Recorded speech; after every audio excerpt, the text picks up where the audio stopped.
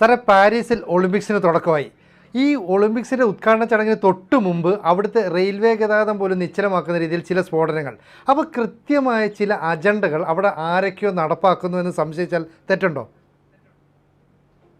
Agenda ഉണ്ടല്ലോ, risk ഉണ്ടല്ലോ. കാരണം ഇന്ത്യയിൽ നിന്ന് സൈന്യം പോയിട്ടുണ്ട്, UAE നിന്നുണ്ട്, പല രാജ്യത്തു നിന്ന് അവിടെ സൈന്യം പോയിട്ടുണ്ട്. അവിടെ ഭീകരാക്രമണത്തിന്റെ നിഴലിലാണ്. കാരണം ഫ്രാൻസിലോട്ടും യൂറോപ്പിലോട്ടും കുടിയേറിയിട്ടുള്ള ജിഹാദികൾ അത് ഉഴപ്പാനുള്ള എല്ലാ പരിപാടികളും പണ്ട് മ്യൂണിച്ചിൽ നടത്തിയ പോലത്തെ പരിപാടികൾ, തീവ്രവാദ ആക്രമണത്തിനുള്ള എല്ലാ പരിപാടികളും അവിടെ വട്ടം കൂട്ടുന്നുണ്ട്. കുറെ പേരെയൊക്കെ പിടിച്ചകത്തിട്ടിട്ടുണ്ട്. ഇവിടെ ബലാത്സംഗം അരങ്ങേറാൻ തുടങ്ങിയിട്ടുണ്ട്. സ്ഥിരം കലാപരിപാടികളെല്ലാം അവിടെ കൃത്യമായിട്ട് ജിഹാദികൾ തുടങ്ങിയിട്ടുണ്ട്. മാത്രമല്ല, അവിടുത്തെ ഇലക്ഷനിൽ ഇടത് ജിഹാദി ലിബറൽ എക്കോസിസ്റ്റം വന്നതോടുകൂടി അവിടെ വേറൊരു ലെവലിലുള്ള, അതായത് ഈ ഒരു എന്താണ് ലോകത്തിലെ ഏറ്റവും വലിയൊരു സ്പോർട്സ് ഇവന്റിനെ ചില അജണ്ടകളുടെ ഭാഗമാക്കാനുള്ള പരിപാടികൾ അവിടെ തുടങ്ങിക്കഴിഞ്ഞു. അതിന്റെ ഭാഗമായിട്ട് ഉദ്ഘാടന ചടങ്ങിൽ ഹോമോസെക്ഷൽസിനെ കൊണ്ട് ക്രിസ്തുവിനെയും സഭയെയും അധിക്ഷേപിക്കാനുള്ള നടപടികൾ ഉണ്ടാക്കി, ടാബ്ലോയും പരിപാടികളും ഉണ്ടാക്കി, ഒരാവശ്യവും ഇല്ലാതെ. കാരണം മതവും സ്പോർട്സുമായിട്ട് ഒരു ബന്ധവും ഇല്ല, മതം വേറെ. അപ്പം അതിനെ മാറ്റിമറിച്ചുകൊണ്ട് മതത്തിനെ അധിക്ഷേപിക്കാൻ, ക്രിസ്തീയ വിശ്വാസികളെ അധിക്ഷേപിക്കാനുള്ള ഒരു പരിപാടി അവിടുത്തെ ഹോമോസ് ഈ ഇടത് ജിഹാദി എക്കോസിസ്റ്റം ഉണ്ടാക്കി. അപ്പൊ അതിനെതിരെയുള്ള പ്രതിഷേധം വന്നിട്ടുണ്ട്. പിന്നെ സ്പോർട്സ് പറ്റുമെന്ന് ചോദിച്ചാൽ സ്പോർട്സ് ഷിർക്കാണ്. അഫ്ഗാനിസ്ഥാനിലൊന്നും പറ്റത്തില്ല. സ്പോർട്സ് ഹലാലല്ല, ഷിർക്കാണ്. അതാണ് ഒരു കാരണവശാലും പറ്റത്തില്ല. പക്ഷെ നമുക്ക് ഗോൾഡ് വേണം താനും. അതുകൊണ്ട് നമ്മൾ അവിടെ പോയി നിൽക്കുകയും ചെയ്യും. നമ്മുടെ പെണ്ണുങ്ങൾ ഓടുന്നത് തെറ്റാണ്, പക്ഷെ നമ്മൾ പർദ്ദയിട്ടും ഹിജാബ് വിട്ട് പോകണം താനും. അങ്ങനെ എല്ലാം കൺഫ്ലിക്റ്റ് ആണ്, മൊത്തം കൺഫ്ലിക്റ്റ് ഓഫ് ഇൻട്രസ്റ്റ് ആണ്. പിന്നെ ആകെ ഒരു വഴി എന്നുള്ളത് പൊട്ടിത്തെറിക്കുക എന്നുള്ളതേ ഉള്ളൂ. അതാണ് ഇപ്പോൾ അവിടെ നടത്താൻ നോക്കുന്നത്.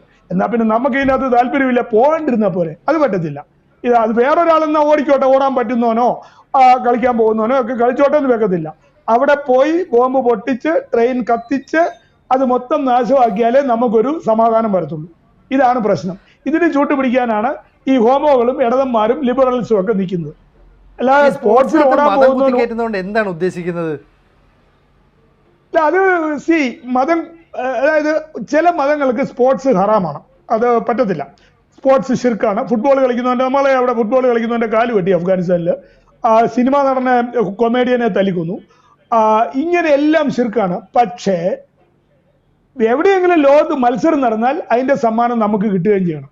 ഇത് നടക്കാനും പാടില്ല, സമ്മാനം നമുക്ക് കിട്ടുകയും ചെയ്യണം. ഇത് രണ്ടും പറ്റിയില്ലെങ്കിൽ നമ്മൾ അവിടെ പൊട്ടിത്തെറിക്കും, നമ്മൾ അവിടെ അലമുണ്ടാക്കും. ഇതാണ് കാണിക്കുന്നത്. ഇത് ലോകം വരുന്ന ഒരു വലിയൊരു പ്രശ്നമാണ്. പാകിസ്ഥാൻ ജയിക്കുമ്പം സന്തോഷം. ഇതെല്ലാം ചില മതം തിന്ന് ജീവിക്കുന്ന ആൾക്കാരുടെ ചില പ്രത്യേകതകളാണ്. അല്ലാണ്ട് കളിയായിട്ട് കണ്ടാൽ മതി. ഇപ്പൊ ഇംഗ്ലണ്ടും ഓസ്ട്രേലിയയൊക്കെ ഇന്ത്യയായിട്ട് കളിക്കുന്നുണ്ട്. ഇവിടെ ആരെങ്കിലും മതം അനുസരിച്ചാണോ സപ്പോർട്ട് ചെയ്യുന്നത്? നമ്മൾ നമ്മുടെ രാജ്യത്തെ സപ്പോർട്ട് ചെയ്യുന്നു, നമ്മുടെ ആൾക്കാരുടെ കൂടെ നിൽക്കുന്നു. അങ്ങനെ ഒരു സംസ്കാരം വരുത്താൻ പലർക്കും പറ്റുന്നില്ല. ഇനിയിപ്പോ ഈ പാരീസിലെ പരിപാടിയെല്ലാം കഴിയുമ്പം ആണ് അറിയുന്നത് ഇനി ഇവിടുന്നുള്ള എത്ര പേര് അതിൻ്റെ അകത്ത് പങ്കെടുത്തു. എവിടെ ഭീകരാക്രമണം നടത്തിയാലും ഇപ്പം മലയാളി ഉണ്ട്. അതുകൊണ്ട് ഇനി പാരീസിലത്തെ പരിപാടിയിൽ എത്ര പേര് ഇവിടുന്നുള്ളവരുണ്ടെന്നുള്ളത് ഈ പരിപാടിയെല്ലാം കഴിഞ്ഞ് ഫ്രഞ്ച് ഗവൺമെന്റ് ലിസ്റ്റ് തരുമ്പോഴേ നമുക്ക് പറയാൻ പറ്റത്തുള്ളൂ, ഇവിടുന്ന് ആരൊക്കെ പോയിട്ടുണ്ട് അങ്ങോട്ടെന്നുള്ളത്. പണ്ട് സിറിയയിലും ഇറാഖിലും ഒക്കെ പോയിട്ടുണ്ടായിരുന്നു, ഇവിടുന്ന് കാശ്മീരിലും ഒക്കെ ഇവിടുന്ന് പലരും റാഡിക്കലൈസ്ഡ് ആയിട്ട് പോയിട്ടുണ്ടായിരുന്നു പൊട്ടിത്തെറിക്കാൻ വേണ്ടി. ഇപ്പൊ കേരളത്തിൽ നിന്ന് പോയിട്ടുണ്ടോ എന്നുള്ളത് ഈ ഒളിമ്പിക്സ് കഴിഞ്ഞു കഴിയുമ്പോൾ അറിയാം.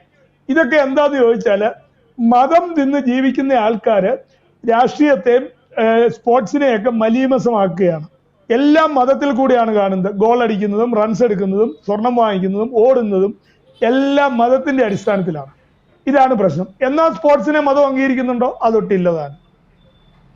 ഹിജാബ് ധരിച്ചുകൊണ്ട് മത്സരത്തിൽ പങ്കെടുക്കാൻ പാടില്ല എന്നൊക്കെ ചില നിർദ്ദേശങ്ങൾ വന്നു. അപ്പോഴേക്കും പല ഭാഗത്തും എതിർപ്പുകൾ, പ്രതിഷേധങ്ങൾ, അങ്ങനെയൊക്കെ പലതും പൊന്തി വരുന്നുണ്ടല്ലോ. പക്ഷേ ഒളിമ്പിക് കമ്മിറ്റി എന്തെങ്കിലും ഒരു തീരുമാനം എടുത്താൽ അത് കൃത്യമായി അവിടെ നടപ്പാക്കുകയും ചെയ്യും, അങ്ങനല്ലേ? അതെ. ഇപ്പം നമ്മൾ ഇവിടുന്ന് ഒളിമ്പിക്സ് കമ്മിറ്റിയുടെ നിയമങ്ങൾ അംഗീകരിക്കേണ്ടവരാണ് അങ്ങോട്ട് പോകേണ്ടത്. നിയമം നമ്മൾ അനുസരിക്കില്ല, അതാണ് മെയിൻ പ്രശ്നം. നിയമം നമ്മൾ സമ്മതിക്കത്തില്ല. അതുകൊണ്ട് നിയമം ഹലാലല്ല. അതുകൊണ്ട് ഞങ്ങൾ നിയമത്തിനെ നേരിടും. എന്നാൽ അതേ സമയത്ത് ഇന്ത്യക്കാരി പെൺകുട്ടി ഇറാനിൽ ചെസ് കളിക്കാൻ പോയപ്പം അവളെ ഹിജാബ് ഇടണമെന്ന് പറഞ്ഞു. അവള് വായി വിരലിട്ട് കാണിച്ചു, ഓടിക്കോളാൻ പറഞ്ഞു. ഞാൻ ഹിജാബ് ഇടത്തില്ല എന്ന് അവള് പറഞ്ഞു. ഇന്ത്യയുടെ കളിക്കാർ പറഞ്ഞു കളിച്ചില്ലെന്നുള്ളതേ ഉള്ളൂ, ഹിജാബ് ഇടാൻ പറ്റത്തില്ല എന്ന് പറഞ്ഞു.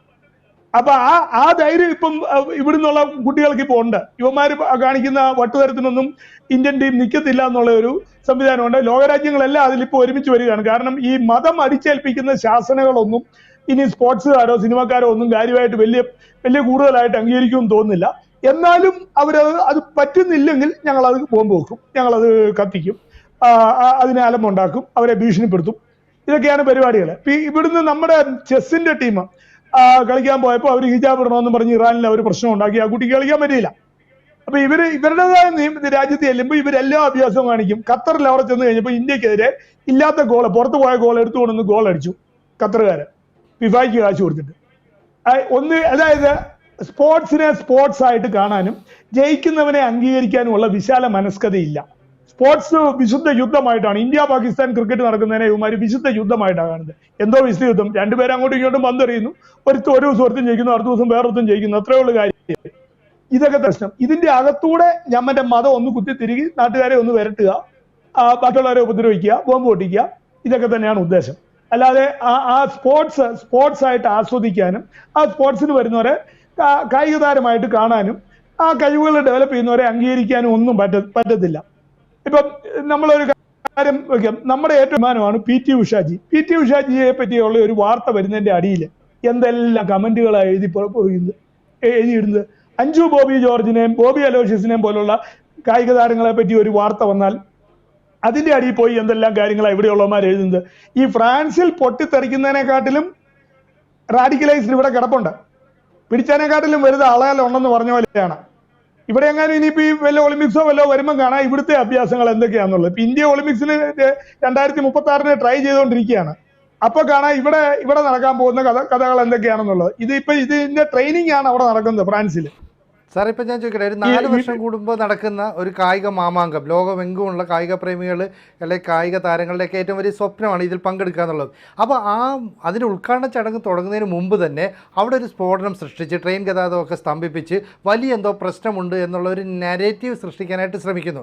പക്ഷേ കൃത്യമായ ഫ്രഞ്ച് ഗവൺമെൻറ്റിൻ്റെയൊക്കെ ഇടപെടൽ അല്ലെങ്കിൽ മറ്റ് സൈനികരുടെയൊക്കെ കൃത്യമായ ഇടപെടൽ, അതുകൊണ്ട് അതെല്ലാം തരിപ്പണമായി അല്ലെങ്കിൽ അതിനെ പൊളിക്കാൻ കഴിഞ്ഞു. അങ്ങനെയല്ലേ നമ്മൾ മനസ്സിലാക്കേണ്ടത്?